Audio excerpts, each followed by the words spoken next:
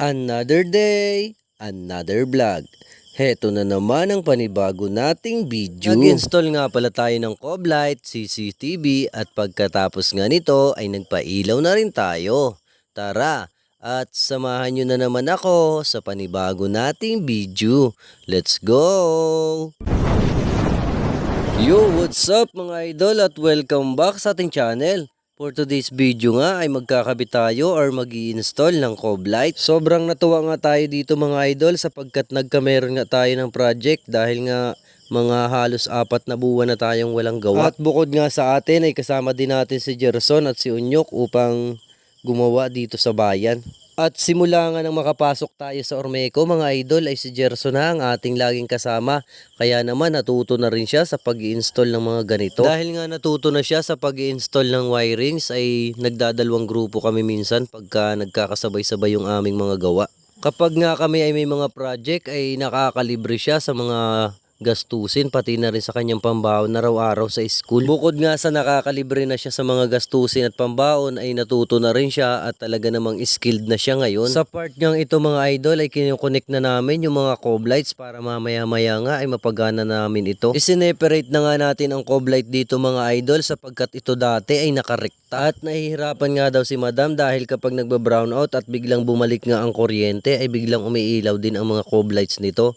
Kaya naman ginawa namin ito ng paraan para ma-separate at lagyan na rin ito ng switch. Kapag ganito nga mga troubleshooting mga idol ay talaga namang napakahirap at talaga namang lugaw ang utak natin dito sa paghahanap kung saan natin ito pwedeng ikabit. At matapos nga natin itong mai-connect mga idol ay binuksan na natin ang breaker para makapagpailaw na tayo ng Coblights. Matapos nga nating buksan ang breaker mga idol ay ito na ang resulta ng mga Coblights na ating kinabit. Grabe, napakagaganda. Lalo talagang gumaganda ang mga bahay kapag ganito ang ceiling. Merong design ng mga magagandang ilaw. At matapos nga naming maikabit ang lahat ng Coblights mga idol ay lumabas na nga kami sa bahay nila madam upang ikabit naman natin ang kanilang CCTV. Sa part nga ito mga idol ay binarena na natin ang ceiling upang dito nga natin ipwesto ang kanilang CCTV. At after nga nating mabutasan ang holder ng CCTV mga idol ay kinabit na nga natin ito. At dahil nga target namin sa araw na ito ay tapusin ang CCTV at pati na rin ang Coblight ay ginawan talaga namin ito ng paraan para matapos. Bukod pa nga dyan ay napakaraming mga residente sa aming lugar ang nag-aantay sa amin upang magkaroon sila ng kuryente. Mula nga sa Simboryo hanggang Buhay na Tubig ay wala na namang kuryente mga idol. Yan nga mga idol at pagkarating nga natin sa bahay ay bumalik agad tayo dito sa Banilad upang maibalik natin ang kuryente mula sa Simboryo hanggang Buhay na Tubig. Matapos nga nating repairin ang fuse mga idol ay ibabalik na nga natin ito sa holder.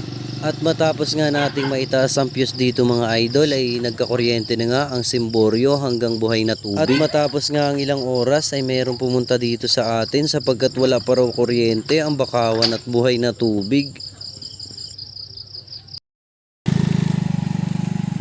Yung mga idol at sinundo nga tayo nila or pinuntahan pala tayo dahil walang kuryente. Yun at kukunin ulit natin na ring ating pantaas ng magkakuryente na ulit tayo dito. Magkakuryente na ulit ang Bakawan at Buhay na Tubig mga idol at panibagong ano na naman tayo. Panibagong repair na naman tayo ng ilaw papuntang Bakawan at Buhay na Tubig. At 8:52 nga ay may pumunta sa ating taga Bakawan. Nautusan ni Kapitan Larry na wala pa raw silang ilaw. Kala ko kasi okay na kanina eh. Pala wala rin silang ilaw. Kaya eto, gagawan ulit natin ang paraan para magka-ilaw dito sa kanilang lugar. Mga idol at naibalik na natin yung fuse. So itataas na natin to para magkakuryente na nga ang Bakawan at Buhay na Tubig. Yan, na-repair na natin tong fuse na to. Cut out. Yung part na yun mga idol. O, dyan natin yan isasabit. Dyan natin napasabitin yung fuse. Yan yung holder. O.